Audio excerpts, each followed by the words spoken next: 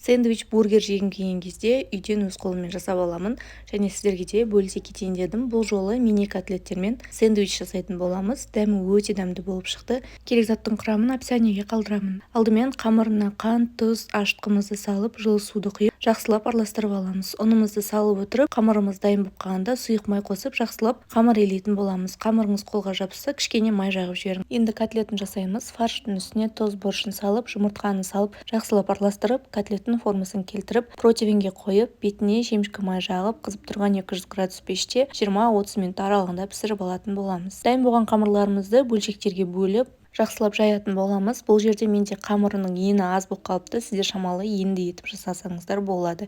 Яғни жалпақ қылып. Видеода көрсетілгендей жақсылап жайып, әдемілеп орап алатын боламыз. Осындай сэндвичтің формасына келтіріп, бетін жауып 20 минутқа көтерілуге қоямыз. Көтерілген қамырлардың бетіне жұмыртқасын жағып, кунжут макын сеуіп 200 градуста 30 минутқа пісірілуге жібереміз. Салмасына помидор мен жуаны араластырып, соус ретінде укроп, майонез, чеснокты жақсылап араластырып, чеснок үшін соус жасаймыз. Батончиктеріміз пісіп шықты. Енді ортасын кесіп, осылай әдемілеп сәндеп дастарханға ұсынсаңыздар болады, және дәл осы рецептпен бургер жасасаңыздар да өте дәмді болып шығады. Баршаңызға ас болсын.